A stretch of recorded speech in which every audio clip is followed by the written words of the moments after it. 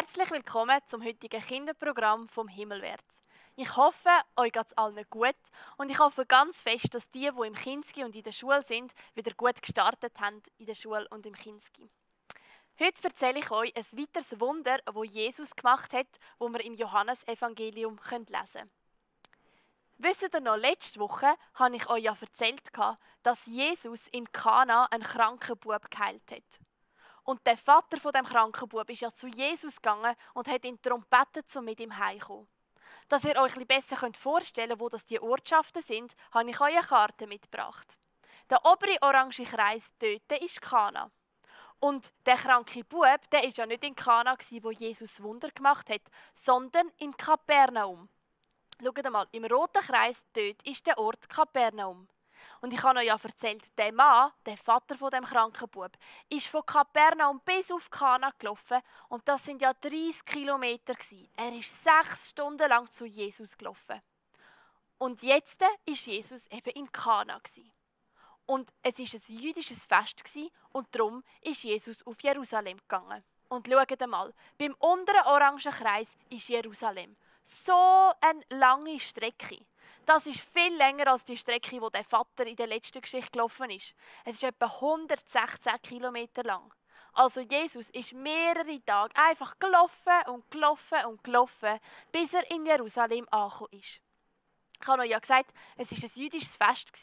Und für die jüdischen Fester sind die Juden, wenn sie können, immer auf Jerusalem pilgert und haben dort zusammen gefeiert. Weil in Jerusalem war der Tempel und dort hat man Gott angebetet und Gott Opfer bringen. Und darum ist Jesus eben auch auf Jerusalem gelaufen für das jüdische Fest. Und dann ist Jesus angekommen und er ist zu einem Teich gegangen. Der Teich war der Teich Bethesda. Und der Teich ist ein spezieller Teich. Der Name heisst nämlich Teich von der Gnade oder von der Barmherzigkeit. Und ihr müsst wissen, der Teich war ganz speziell. Um diesen Teich herum hat es mega viele kranke Menschen gehabt. Ganz viele Menschen, die lahm waren oder blind waren, die nicht laufen konnten und die krank waren. Es war nämlich so, man hat gesagt, dass immer wieder von Zeit zu Zeit ist ein Engel in den Teich gestiegen und hat das Wasser bewegt. Und immer wenn sich das Wasser bewegt hat und die erste Person, die dann ins Wasser gegangen ist, die ist gesund geworden. Und darum hat es ganz viele kranke Menschen bei diesem Teich und die haben alle nur darauf gewartet, bis sich endlich das Wasser bewegt. Und wenn sie dann die erste Person waren, dann sind sie gesund geworden. Und schaut mal, bei diesem Bild sehen wir gerade einen Mann, der als Erster im Teich war und der eben geheilt wurde. Und jetzt ist Jesus an diesen Teich gekommen. Und es hat wieder so viele kranke Leute am Rand von dem Teich. Und Jesus hat einen Mann gesehen. Schaut mal, der Mann sitzt am Boden auf seiner Matte. Und Jesus hat gewusst, dass der Mann schon ganz eine lange Zeit dort ist. Der Mann ist nämlich seit 38 Jahren krank. Hey, sind ihr auch schon mal krank gewesen? Also ich bin auch schon mal eine Woche lang krank und im Bett gelegen. Und das kann mega lang sein, oder? Eine Woche krank sein. Aber der Mann, der ist nicht nur einfach eine Woche krank gewesen, oder 2 Wochen. Der Mann ist 38 Jahre krank gewesen. Vielleicht fast sein ganzes Leben lang war der Mann krank und hat wahrscheinlich fast nicht laufen. Und Jesus hat das gewusst.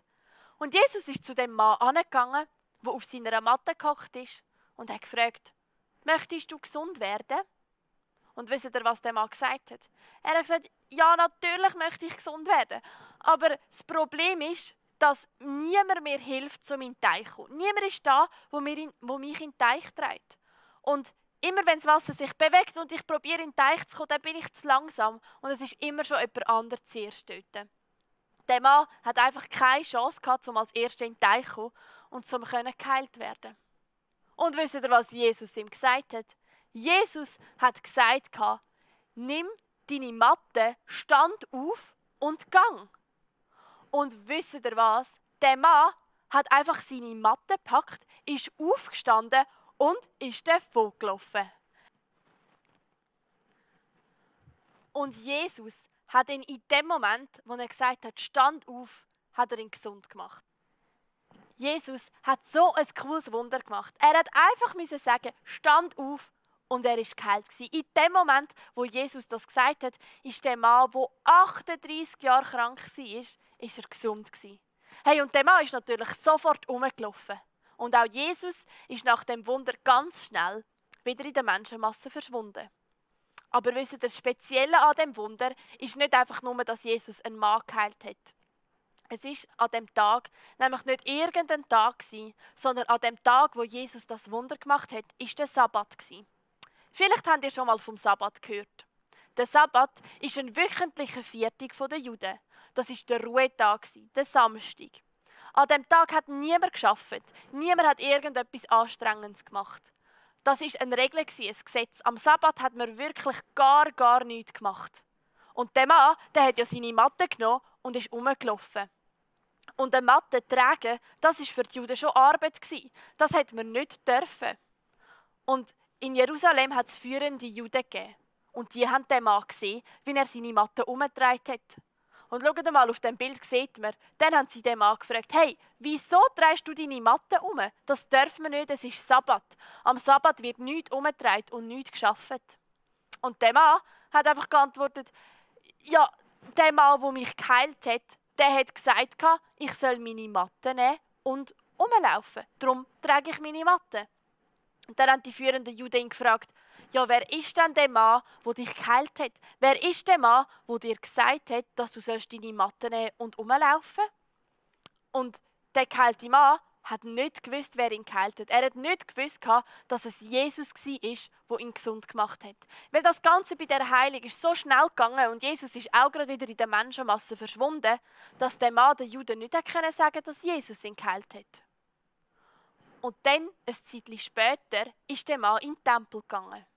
Und Jesus hat den Mann im Tempel wieder getroffen. Und Jesus hat dem Mann gesagt, hey, los, du bist jetzt gesund. Mach nichts Unrechts mehr, tu nicht mehr sündigen, weil sonst geht es dir noch viel schlechter. Jesus hat mit dem Mann geschwätzt nochmal im Tempel und jetzt hat er gewusst, wer ihn geheilt hat.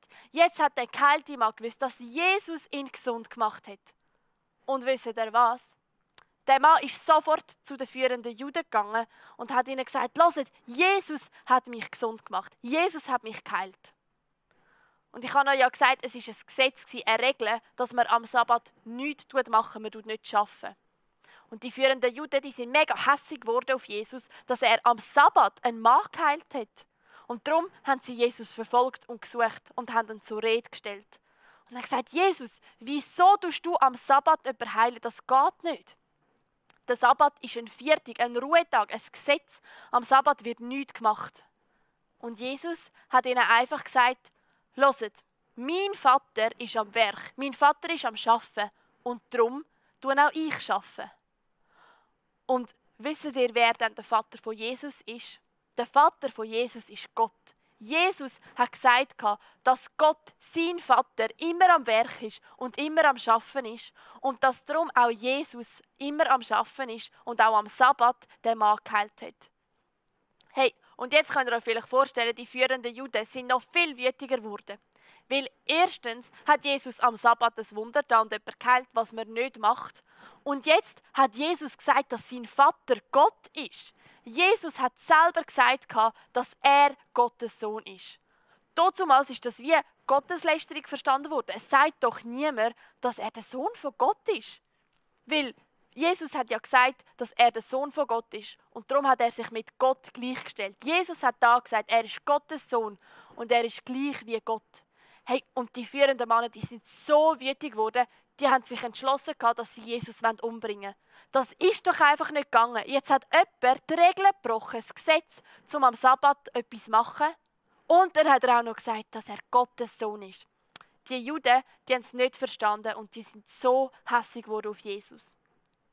Hey, aber was wir an diesem Wunder sehen, das ist so cool. Erstens, Jesus kann heilen. Er hat die Macht, um einen kranken Mann, der so lange krank ist, gesund machen. Aber was noch viel toller ist, Jesus hat sich selber offenbart. Das heißt, er hat sich selber gezeigt als der Sohn von Gott. Jesus hat mit dem Wunder gezeigt, dass er Gottes Sohn ist, dass er über allen Gesetzen und Regeln steht, weil er hat am Sabbat das Gesetz gebrochen und jemanden geheilt. Und Jesus hat gesagt, dass er wirklich Gottes Sohn ist. Hey, das dürfen wir wirklich wissen. Jesus ist nicht einfach nur irgendein Mensch gewesen, der halt ein Wunder gemacht hat, sondern Jesus ist wirklich Gottes Sohn gewesen. Er hat das selber gesagt bei dem Wunder. Und das finde ich so cool an dieser Geschichte im Johannesevangelium, dass wir sehen, Jesus hat die Macht, um einen Kranken zu heilen. Und Jesus ist wirklich Gottes Sohn. Er hat sich mit Gott auf eine Ebene gestellt. Er ist Gott. Hey, das finde ich so eine coole Geschichte, dass wir wissen, Jesus ist Gottes Sohn. Und jetzt habe ich noch eine kleine Idee für euch, was ihr machen könnt. Wenn ihr Lust habt, um etwas Spielerisches zu machen, dann könnt ihr, wenn ihr eine Plache oder eine Decke daheim habt, dann kann die Person, die am leichtesten ist, kann mal auf die Decke drauf liegen und dann können die anderen an den Enden die Decke lupfen und die Person mit der Decke umtragen. Weil, wisst ihr, der Mann, der hat ja nicht laufen oder sehr schlecht laufen. Und früher hat es auch noch keinen Rollstuhl gegeben, damals. Und dann mussten wirklich die Leute mit einer Decke andere umtragen. Mit einer Matte oder mit einer Plache. Und darum könnt ihr das mal ausprobieren, wenn ihr wollt. Und mal herausfinden, wie das so war, wenn wir wirklich nicht laufen konnten und dann umgetragen werden von anderen Menschen. Hey, und was auch noch ist, macht doch das miteinander. Tönt Gott Danke sagen, dass ihr gesund sind. Der Mann war 38 Jahre krank. Tönt doch Gott Danke sagen, dass wir gesund sind, dass ihr nicht krank sein müsst. Gerade in dieser Zeit, wo so viele Menschen krank geworden sind, dass wir gesund sein dürfen. Und ich möchte gerade noch kurz Gott Danke sagen dafür, dass wir gesund sein dürfen und dass es uns so gut gehen darf.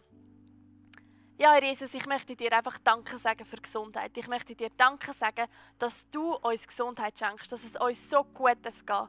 Danke, dass wir in der Schweiz leben dürfen, dass du uns Gesundheit schenkst, dass wir gesunde Beine haben und können rumlaufen.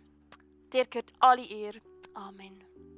Hey, und so tun doch wirklich als Familie miteinander beten und Gott Danke sagen, dass er uns Gesundheit schenkt und dass er die Macht hat, zum Kranken zu heilen. Hey, jetzt wünsche ich euch einen wunderschönen Sonntag. Macht's gut und hoffentlich bis bald.